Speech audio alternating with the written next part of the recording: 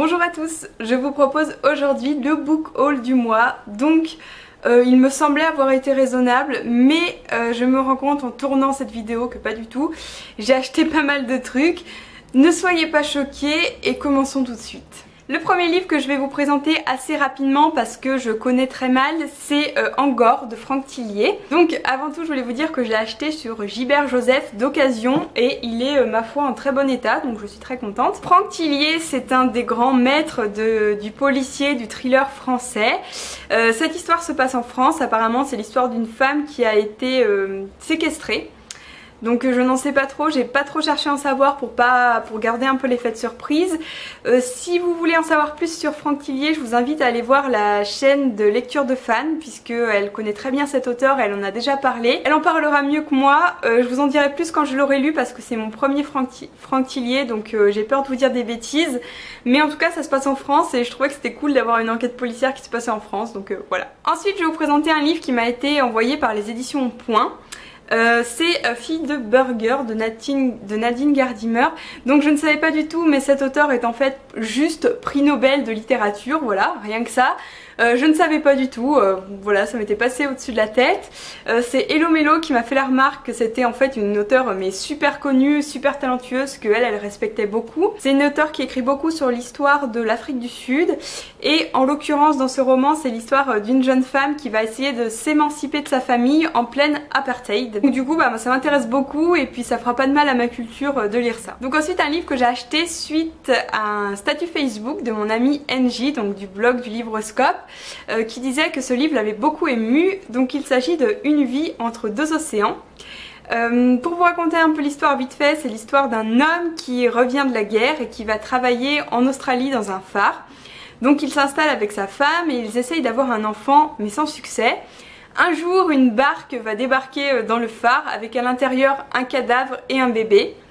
Et ils vont décider de garder le bébé mais il va avoir des complications. NJ disait que c'était un roman extrêmement émouvant, donc j'avoue que la couverture m'avait déjà un peu interpellée quand je la voyais en magasin, mais j'avais peur que ce soit peut-être un peu cucu. Apparemment pas du tout, donc bon, je vais voir ça et de toute façon je fais totalement confiance à NJ, elle a très très bon goût. Ensuite un livre qui m'a encore été envoyé par les éditions Point, mais très franchement s'il me l'avait pas envoyé je l'aurais acheté. C'est le livre de l'odieux connard, Qu'il est bon d'être mauvais. Si vous ne connaissez pas l'odieux connard, je vous mets sa critique du film de 50 nuances de Grey en barre d'infos parce que elle est juste mais tellement trop drôle que vous allez adorer. Dans ce livre vous avez 2/3 d'inédits, donc des textes qui ne sont pas sur son blog, et 1/3 des textes qui sont sur son blog, donc des articles de son blog.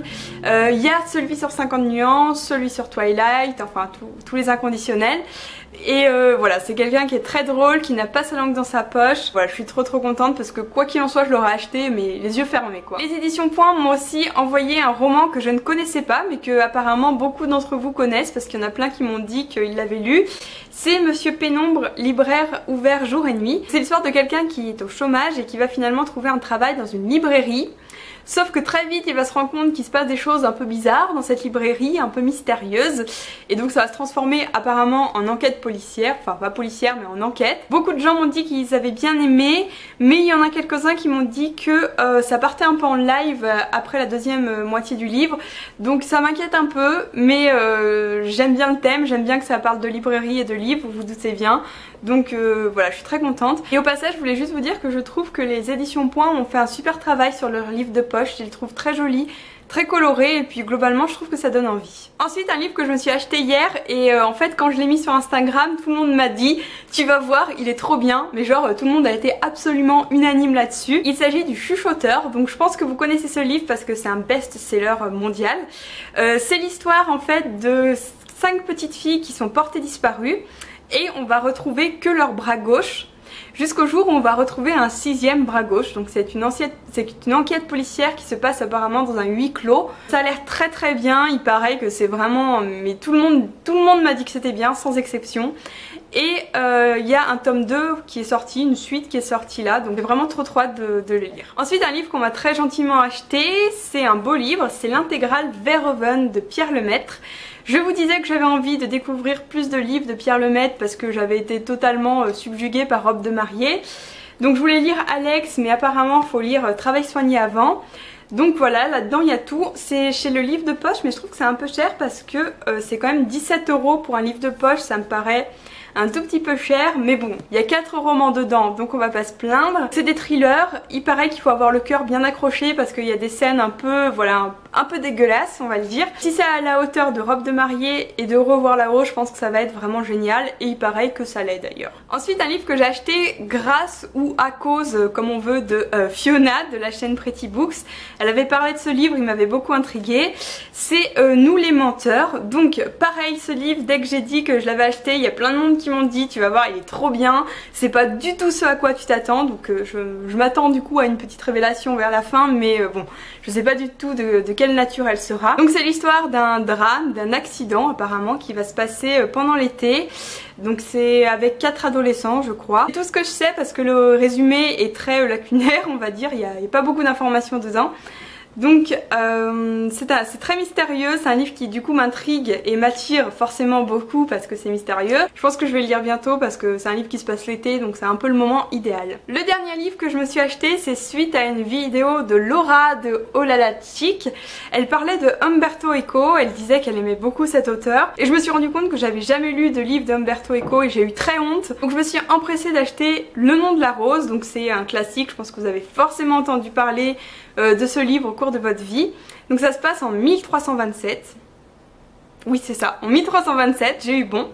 C'est une histoire qui se passe en 7 jours apparemment, donc c'est un truc très historique. Laura disait que Umberto Eco a un style un peu encyclopédique en fait, il donne beaucoup de détails, beaucoup d'informations. Donc ça peut perturber, moi ça me dérange pas parce que comme je suis assez curieuse et que j'aime beaucoup les romans historiques, je pense que ça va me plaire. J'espère que c'est pas trop compliqué à lire, par contre c'est vrai qu'il a pas forcément très bonne réputation là-dessus, mais nous verrons bien, donc voilà. Enfin le dernier livre que j'ai à vous présenter, je vais vous le présenter mais je vais essayer le plus vite possible. C'est Harry et Dante découvrent les secrets de l'univers. Donc PKJ, Pocket Jeunesse m'a proposé de me l'envoyer. Je suis pas en partenariat avec eux mais ils m'ont gentiment proposé.